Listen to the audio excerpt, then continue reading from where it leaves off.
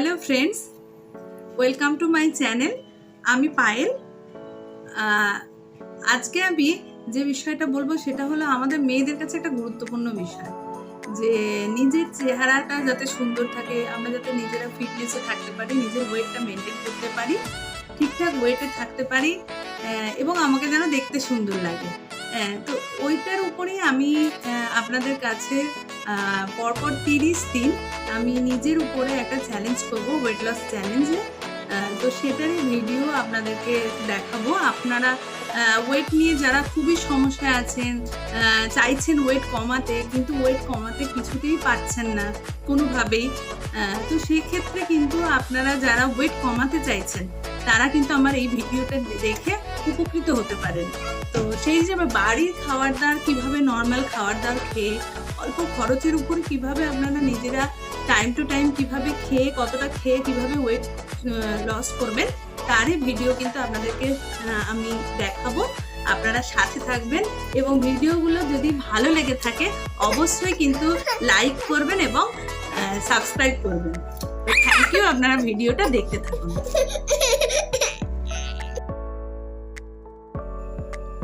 Good morning everyone. আজকে 25 July, first day weight loss challenge. এই জন্য সকালে উঠেই কিন্তু আমি আগে ওয়েটটা নিয়ে নিয়েছি। এবারে আমি ওয়েট নিয়ে আমাদের প্রথমে সকালবেলা 7টার সময় আমরা টি টাইম, প্রথমে আমরা ব্ল্যাক কফি নিয়ে নিয়েছি। এরপরে চলে গেছি ব্রেকফাস্ট কিন্তু আমরা 7:30 থেকে 8টার মধ্যে করি, যদিও আমি আজকে 7:30টার সময় ব্রেকফাস্ট করেছি। আমরা প্রথমে ওটস নিয়েছি এবং তার সঙ্গে 2টো খেজুর, আমন্ড এবং কিছু ফ্রুটস নিয়েছি। তো ফ্রুটস এখন যেহেতু আমের সিজন, সেই জন্য আম নিয়েছি। আম যদিও কিন্তু ওয়েট লসে খুব একটা হেল্প করে না, তো সেই জন্য অল্প করেই আমটা নিয়েছি, হাফ আম এবং হাফ আপেল নিয়েছি। যদিও এটা আমরা কিন্তু আমার হাজব্যান্ড এবং ওয়াইফ দুজনে মিলে খাবো। তো আপনারা যদি একা খান তাহলে কিন্তু এর থেকেও কম নেবেন।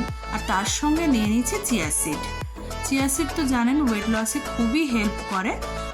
তো এইভাবে আমরা চিয়া সিডটা নিয়ে নিয়েছি এবং একটা স্মুদি বানিয়ে নেব। এটা খেলে অনেকক্ষণ থাকা যায় এবং এটা হেলদি। তো এবারে দেখছেন যে আমার স্মুদিটা বানানো হয়ে গেছে। এই স্মুদি কিন্তু খুব টেস্টি হয় এবং শরীরের জন্য খুবই উপকারী। ওয়েট লসে যারা আছেন তারা ব্রেকফাস্ট সবসময় এই ধরনের সকালে স্মুদি নেওয়ারই চেষ্টা করবেন। এটা খুব ওয়েট লসের ক্ষেত্রে খুবই হেল্প করে এবং পেটও ভার রাখে। সব রকম মোটামুটি শরীরে অনেক রকম ভিটামিন, মিনারেলস এগুলো ভরপাই করে। সুতরাং চেষ্টা করবেন এই ধরনের ব্রেকফাস্টটাই রাখার জন্য। তো আমাদের ব্রেকফাস্টটা হয়েই গেছে, আমরা খুবই আনন্দের সঙ্গে এই ব্রেকফাস্ট করেছি। এরপরে আমরা চলে গেছি মিড ডে স্ন্যাক্সটা 10:30, 11টার মধ্যেই নেবেন এবং সবসময় ফ্রুটসের ওপর রাখার চেষ্টা করবেন। আমরা আজকে নিয়েছি শসা এবং পেয়ারা এবং তারপরে নিয়েছি ব্ল্যাক কফিটা আপনাদের এনার্জির জন্য খেতেই পারেন, এতে খুব একটা যে ক্যালোরি আছে তা নয়। গ্রিন টিও খেতে পারেন এর বদলে।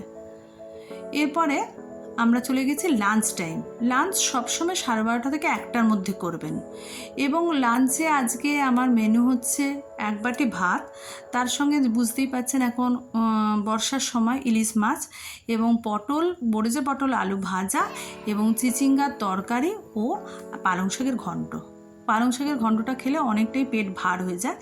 প্রথমে খুব বেশি কমাতে যাবেন না, কারণ হচ্ছে আপনার শরীর আস্তে আস্তে শরীরকে সহাতে হবে এর সঙ্গে। এরপরে চলে যাচ্ছে 4:30টার সময় কিন্তু আমরা একটা হার্বাল টি বাড়িতে বানিয়েই খাই এবং তার সঙ্গে একটু ছোলা ভাজা সামান্য।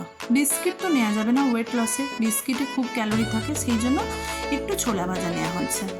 এরপরে ইভিনিং স্ন্যাক্স 6:30 থেকে 7টার মধ্যে করার চেষ্টা করবেন এবং সারাদিনে একবার ওয়ার্কআউট করার চেষ্টা করবেন। ফ্রি হ্যান্ড এক্সারসাইজ হলেই হবে। স্ন্যাক্সে আমি নিয়েছি ছোলা মটর সিদ্ধ বা কাঁচা, তার সঙ্গে স্যালাড দিয়ে একটু টেস্টি করে লেবু দেবেন, একটু গোলমরিচ দেবেন, দিয়ে খাবেন, ভালো লাগবে।